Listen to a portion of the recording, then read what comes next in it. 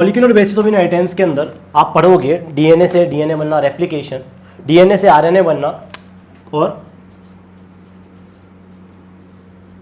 DNA से DNA बनना, फिर डीएनए से आरएनए बनना आपका एम, और उसके बाद में बनना प्रोटीन।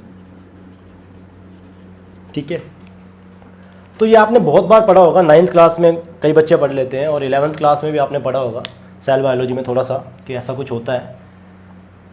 अगर किसी ने नहीं भी सुना है तो अपने आज जिक्र कर लेते हैं। देखिए डीएनए से डीएनए बनना जो होता है वो होता है आपका रेप्लिकेशन,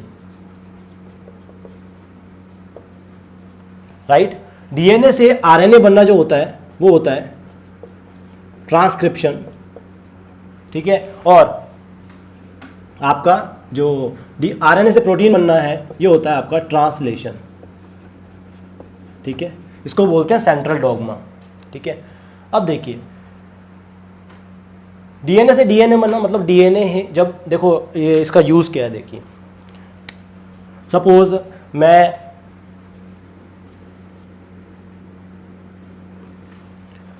एक सेल है, ठीक है, आपने सुना होगा माइटोसिस से ये अपने ही इक्वल क्या बना लेता है, दो डॉटर सेल्स बना लेता है जब माइटोसिस होता है।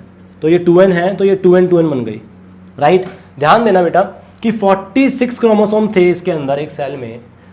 जब इससे दो सेल्स बनी माइटोसिस के थ्रू, माइटोसिस जो डिवीजन होता है उसके थ्रू, सेल साइकिल आपने पढ़ा था लास्ट ईयर 11th में, तो ये दो सेल बन गए 46 और 46। कैसे पॉसिबल है कि 46 क्रोमोसोम्स जो थे, 46 जो टोटल अमाउंट था आपके डीएनए का 46 क्रोमोसोम्स थे, वो 46 मतलब 92 क्रोमोसोम्स के अंदर कैसे कन्वर्ट हो गए, 46 से 92, जस्ट डबल। अगर क्रोमोसोम सिंपल डबल कर देंगे तो डीएनए का अमाउंट तो 46 क्रोमोसोम जितना ही है, या तो वो डीएनए यहाँ पे आधा आधा गया होगा, लेकिन यहाँ पे डीएनए भी क्या रहता है, दोनों के अंदर इक्वल रहता है। इसका मतलब क्या हुआ है, यहाँ पे जब ये सेल ने डिवीजन किया है तो इस डिवीजन से पहले आपने सेल साइकिल में पढ़ा होगा एस फेज आती है, सिंथेसिस फेज, राइट। वहां पे क्या होता है, आपके उस एस फेज में आपके डीएनए ने क्या किया था, रेप्लिकेशन किया था, और रेप्लिकेशन करके क्या कर लिया था, जो आपका डीएनए का डबल अमाउंट था इसको डबल कर लिया था, डबल डीएनए डबल क्रोमोसोम्स, समझ के जितना। तो वहां पे डीएनए कॉपी हो जाता है और बाद में जब डिवीजन फेज आती है तो वहां पे क्रोमोसोम स्प्लिट होके क्या बना देते हैं, एना फेज में आपके 92 क्रोमोसोम्स बना देते हैं, राइट। चलिए तो जब सेल साइकिल करेंगे तब बेसिक्स देखेंगे कि एना फेज में स्प्लिटिंग होती है, ठीक है। चलिए तो एस फेज में डीएनए का रेप्लिकेशन होता है, राइट। क्यों होता है वो आपको पता चल गया, आइए आगे देखते हैं। नेक्स्ट जो टर्म है उसका मतलब देखिए डीएनए से आरएनए बनना, ठीक है। अब ध्यान दीजिए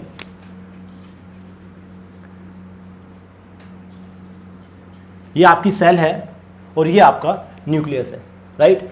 देखिए न्यूक्लियस के अंदर क्या होता है, आपका डीएनए होता है, या फिर मैं इसको सिंपल बनाता हूँ, क्रोमेटिन नहीं बनाते हैं, डीएनए बनाते हैं, राइट। ये आपका डीएनए है, ठीक है।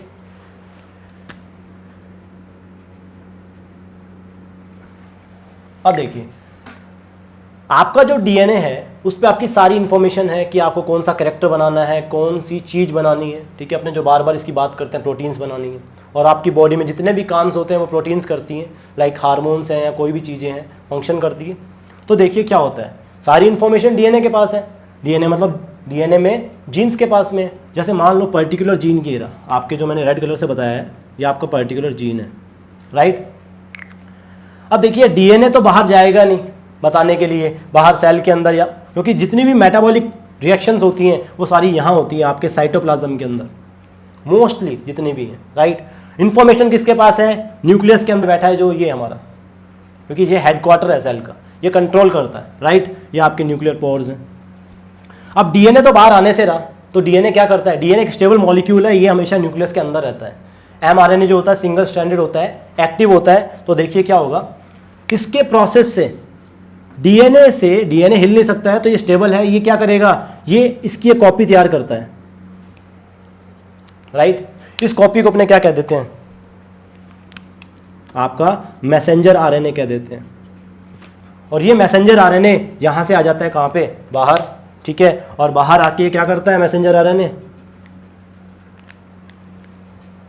स्पेसिफिक काइंड की क्या बना लेता है, जो भी आपकी प्रोटीन है, ठीक है। और ये प्रोटीन जो होती है ये आपका स्पेसिफिक फंक्शन करवाती है, जो भी आपके फंक्शन करने हो, ठीक है। तो डीएनए क्या करेगा, एमआरएनए की फॉर्म में अपनी जो इन्फॉर्मेशन थी वो एमआरएनए की फॉर्म में डाल के साइटोप्लाज्म में भेजता है, ठीक है। साइटोप्लाज्म क्या होता है आपको पता है, ये साइटोप्लाज्म है,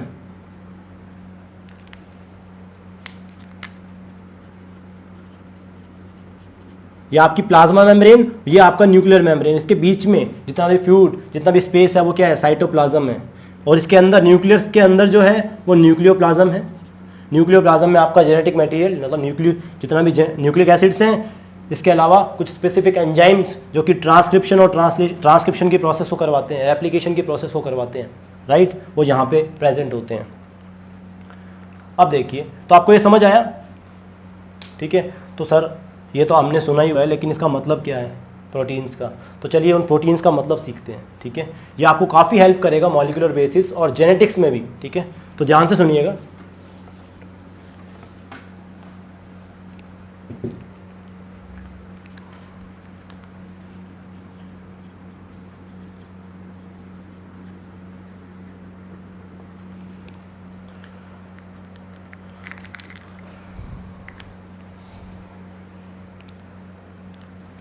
अब देखिए,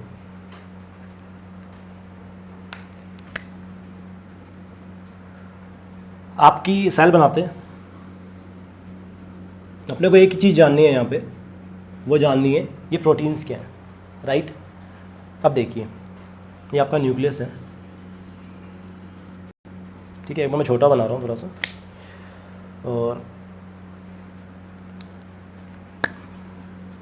ये आपका डीएनए है, ठीक है, ग्रीन कलर से जो बना है।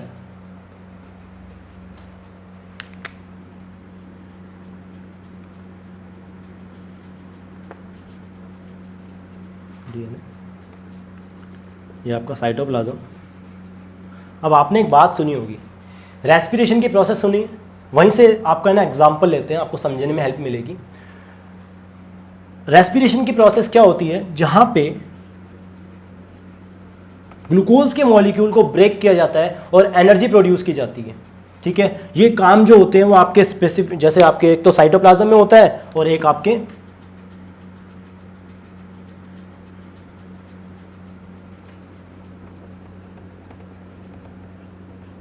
माइटोकॉन्ड्रिया में होता है, लाइक क्रैब साइकिल, ईटीएस वगैरह, ठीक है। तो क्रैब साइकिल जो आपका चलता है वो चलता है यहाँ पे इसके मैट्रिक्स में, राइट। और जो साइटोप्लाज्म में जो चलता है वो स्टेप आपको याद होगा, वो चलता है ग्लाइकोलाइसिस। मैं आपको बता दूं, पायरुविक एसिड, पायरुविक एसिड, ठीक है। ये आपका जो स्टेप है वो है आपका ग्लाइकोलाइसिस।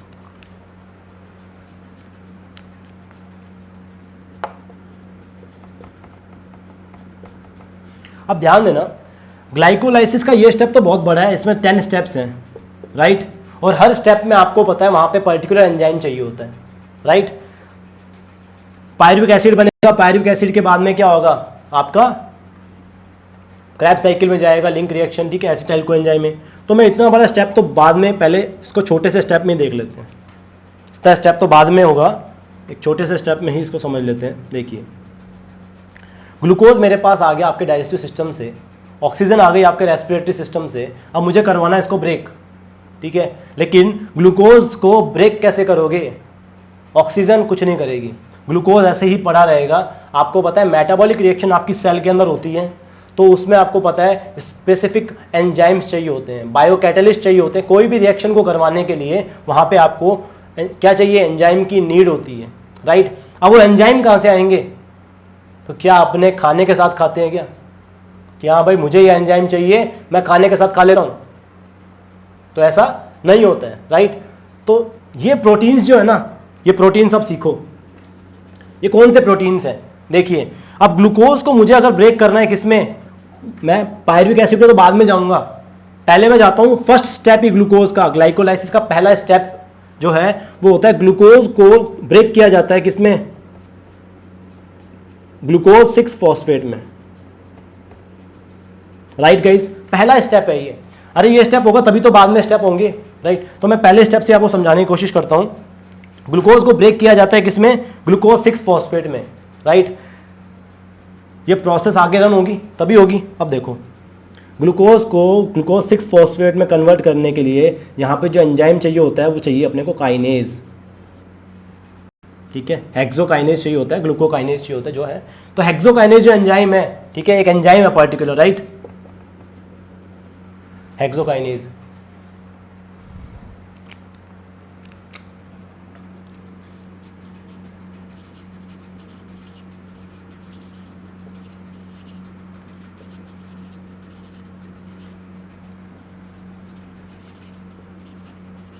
जब फिजियोलॉजी करते हैं तो एक लाइन पढ़ते हैं, all enzymes are protein in nature except ribozymes, ठीक है। तो जितने भी अपने अंदर बॉडी के अंदर जितने भी एंजाइम्स हैं वो सारे के सारे क्या हैं, प्रोटीन इन नेचर होते हैं, राइट, क्या है, प्रोटीन इन नेचर। तो ये प्रोटीन्स वही हैं, समझिए कि जो हेक्सोकाइनेज है वो कहां से आया, आपकी बॉडी के अंदर प्रेजेंट है ना ऑलरेडी।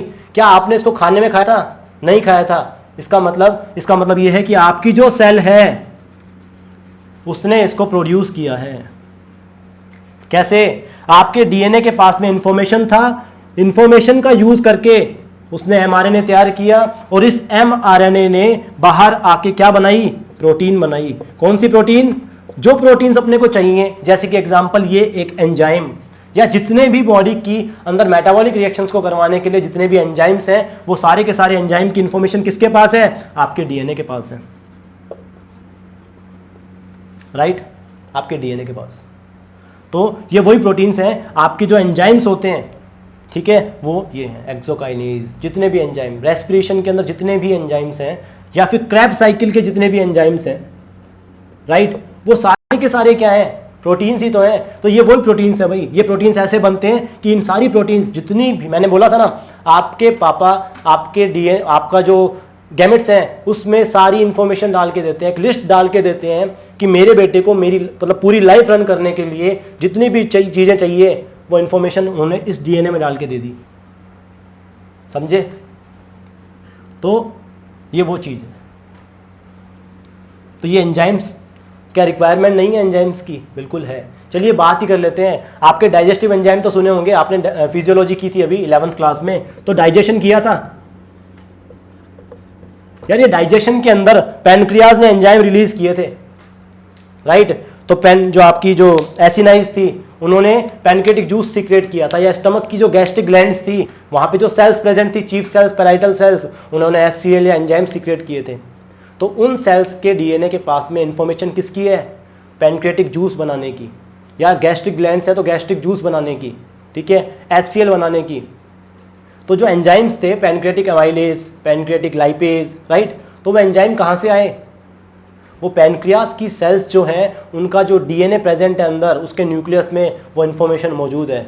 और वो क्या करते हैं, उस पर्टिकुलर एसिनाई की जो सेल्स हैं वो पैनक्रियाटिक जूस बनाती है और उन जूस को डक्ट्स के थ्रू कहाँ रिलीज किया जाता है, आपके डाइजेस्टिव ट्रैक में, जहाँ पे वो अपने फूड का ब्रेकडाउन करते हैं। कुछ क्लियर हुआ कि क्या है ये सिस्टम आपका, कौन सी प्रोटीन्स की बात करते हैं हमेशा अपने, ठीक है। तो ये एक अच्छी चीज़ है, एक बेसिक चीज़ है जो सबको पता होनी चाहिए, राइट। अब देखिए एक और छोटी सी इंटरेस्टिंग चीज़ बताना चाहूँगा, ठीक है। क्या ये इतना समझ आया आपको, कोई भी एंजाइम की बात करूँ, जैसे एग्जाम्पल, एक और एग्जाम्पल से समझ लेते हैं।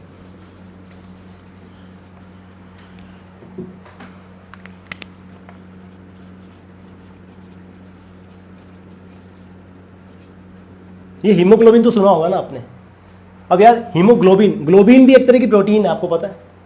अब ग्लोबिन आप बाहर से खा तो नहीं रहे ना, हीमोग्लोबिन आपका जो पिगमेंट है ब्लड के अंदर रेड कलर होता है जिसका, वो आप बाहर से खाते हो क्या, नहीं, आरबीसी के अंदर प्रेजेंट होता है, राइट, हीमोग्लोबिन।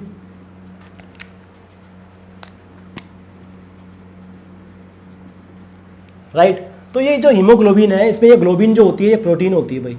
क्या होती है, प्रोटीन। और बहुत ध्यान से समझिएगा, आपके एक डिजीज है जेनेटिक्स के अंदर, सिकल सेल एनीमिया।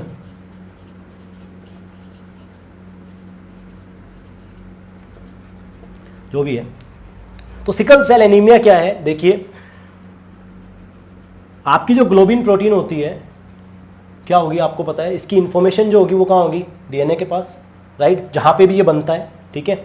तो वहां जब ये ग्लोबिन बनता है तो वो एक स्पेशल टाइप की प्रोटीन है। और प्रोटीन ध्यान दीजिएगा, जब डाइजेशन अपने करते हैं तो आपको पता है प्रोटीन की जो सिंपलेस्ट फॉर्म होती है वो होते हैं एमिनो एसिड्स, राइट। ये एक पॉली पेप्टाइड चेन्स होती हैं, जो प्रोटीन्स होते हैं पॉलीपेप्टाइड चेन्स होते हैं। कहने का मतलब एमिनो एसिड्स आपस में इस तरह से जुड़ जाते हैं और एक लंबी चेन का फॉर्मेशन करते हैं, जिससे अपने कहते हैं क्या, पॉलीपेप्टाइड का फॉर्मेशन करते हैं, जिसे कहते हैं अपने प्रोटीन्स, राइट। तो कहने का मतलब सेल जो प्रोटीन बना रही है वो एक पॉलीपेप्टाइड है, राइट। तो उसे जब हीमोग्लोबिन चाहिए, उसे हीमोग्लोबिन बनाना है, मतलब ग्लोबिन प्रोटीन बनानी है, तो आपको पता है कि उसे प्रोटीन बनाना है, ठीक है। तो प्रोटीन तो बनाएगा वो, लेकिन कैसे बनाएगा? आरएनए के ऊपर जो इन्फॉर्मेशन है उस पर पर्टिकुलर जो इन्फॉर्मेशन है उस पर ला के उसे अमीनो एसिड जोड़ने पड़ते हैं। ये अपने डी चैप्टर में देखेंगे। तो मैं आपको जो बता रहा हूँ सुनिए, प्रोटीन्स जो होते हैं वो, जैसे मान लो ग्लोबिन प्रोटीन को बनाने के लिए स्पेसिफिक टाइप की अमीनो एसिड चाहिए, मान लो 1 नंबर, 2 नंबर, 3 नंबर, 4 नंबर। अब ध्यान देना, जब भी कोई पर्टिकुलर प्रोटीन होती है, लाइक ग्लोबिन प्रोटीन है, तो उसका प्रॉपर सीक्वेंस होता है। हर प्रोटीन का एक प्रॉपर सीक्वेंस होता है, ठीक है। अगर इस सीक्वेंस के अंदर मान लो 3 नंबर पे कोई दूसरे टाइप की अमीनो एसिड आके जुड़ जाती है,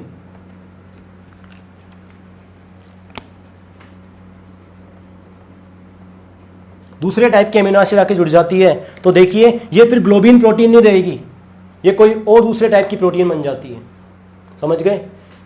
सीक्वेंस चेंज होने की वजह से भी क्या होती है, प्रॉब्लम्स आ जाती हैं। तो म्यूटेशंस की वजह से प्रोटीन्स चेंज हो जाती हैं, या फिर आप मानो कि अगर मान लो कोई ट्रांसलेशन में प्रॉब्लम आ गई और अमीनो एसिड दूसरा आ गया, तो वहाँ पे भी क्या हो जाती है, डिजीज हो जाती है। जैसे एग्जांपल, जो ग्लोबिन प्रोटीन हमारी बनती है, हीमोग्लोबिन जो बनता है, वो हीमोग्लोबिन की इंफॉर्मेशन जब थोड़ी सी गड़बड़ हो जाती है, उसमें वैलिन आ जाता है, ठीक है, ग्लूटामिक एसिड की जगह पे, तो वहाँ पे एक डिजीज हो जाती है। अपने को क्या, अपना जो हीमोग्लोबिन है वो एबनॉर्मल हो जाता है, दूसरे टाइप का बनना चालू हो जाएगा भाई, क्योंकि नया अमीनो एसिड आ गया, क्योंकि सीक्वेंस चेंज हो गया प्रोटीन का, प्रॉपर सीक्वेंस होता है प्रोटीन का, तो वहाँ पे सीक्वेंस चेंज हो जाता है, जिसकी वजह से क्या हो जाता है, अपने को सिकल सेल एनीमिया हो जाता है।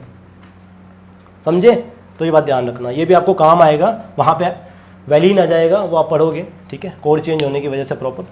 अब देखिए, तो ये भी एक है कि प्रॉपर सीक्वेंस होता है अमीनो एसिड का, पॉलीपेप्टाइड चेन होती है, अमीनो एसिड से मिलके बने होते हैं। अब देखिए एक और चीज़ छोटी सी, ये जो अमीनो एसिड्स होते हैं ना, आपको पता है प्रोटीन बनाने के लिए अमीनो एसिड रिक्वायर होते हैं बॉडी के अंदर। तो देखिए, या कोई भी प्रोटीन हो तो अपनी बॉडी में जितनी भी प्रोटीन्स हैं,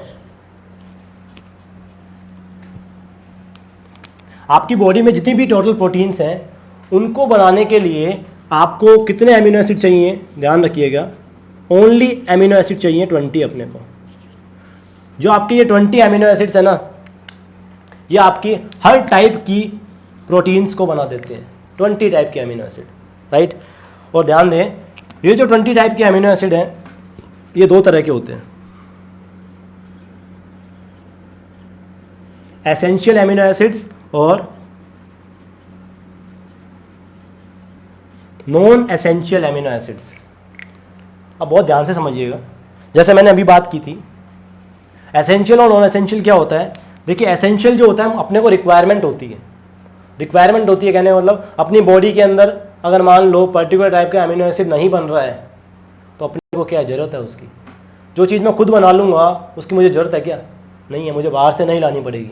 लेकिन एसेंशियल का मतलब मुझे रिक्वायर है, मतलब ये मेरी बॉडी में नहीं बनते हैं। तो 10 होते हैं आपके एसेंशियल और 10 होते हैं आपके नॉन एसेंशियल, ठीक है। ये 10 एसेंशियल को आपको आपके फूड जो भी है, जो भी आप फूड ऑब्टेन करते हो, वहाँ से आपको लेना पड़ता है। कहने का मतलब जो आप खाना खाते हो, लाइक मिल्क या जो भी चीज़ें आप खाते हो, ठीक है, उनके थ्रू आप इन 10 अमीनो एसिड्स, जो आपके एसेंशियल अमीनो एसिड्स हैं, उनको आप गेट करते हो फूड के थ्रू। और ये नॉन एसेंशियल है, कहने का मतलब ये आपकी बॉडी क्या है, खुद सिंथेसाइज कर लेगी। समझ गए? ये खुद बना लेगी, लेकिन ये आपको फूड से ऑब्टेन करने पड़ेंगे। क्लियर? क्योंकि मैंने अभी आपको एक चीज़ बोली थी क्या, कि आपके जो प्रोटीन्स होते हैं वो प्रॉपर सीक्वेंस होते हैं, 1 number, 2 number amino acid, 3 number amino acid, ठीक है, ऐसे करके 20 है टोटल, डिफरेंट काइंड के, आइसोल्यूसिन, ल्यूसीन, वैलिन। तो हर जो प्रोटीन है उसका एक पर्टिकुलर सीक्वेंस होता है अमीनो एसिड का। अगर उसमें अमीनो एसिड में चेंज आया, अब जैसे मान लो पर्टिकुलर एक ही प्रोटीन बनानी थी, जैसे अभी अपनों ने एक एग्जाम्पल लिया था ना, एक्सोकाइनेज का, अब मुझे एंजाइम ही बनाना है सपोज, तो इसकी पर्टिकुलर क्या होगी, सीक्वेंस तो होगी। अब उसमें क्या है, एसेंशियल और नॉन एसेंशियल अमीनो एसिड चाहिए अपने को। अमीनो एसिड चाहिए 20 टाइप के, है ना, कोई भी हो सकते हैं। तो सपोज ये दो तो मेरी बॉडी में बनते हैं, लेकिन ये तीसरा मेरी बॉडी में बनता ही नहीं है, तीसरा मेरी बॉडी में बनता ही नहीं है, तो क्या मैं एक्सोकाइनेज बना लूंगा? और अगर ये एक्सोकाइनेज नहीं बना तो आपको पता ही है क्या होगा, रेस्पिरेशन की प्रोसेस में दिक्कत आएगी। तो इसीलिए क्या है, ये आपके खाने में होना जरूरी है, फूड में होना जरूरी है। फूड से अपने इसको, आपको पता है फूड, अपने जो प्रोटीन्स खाते हैं, प्रोटीन्स आपको पता है अमीनो एसिड की बनी होती है, राइट।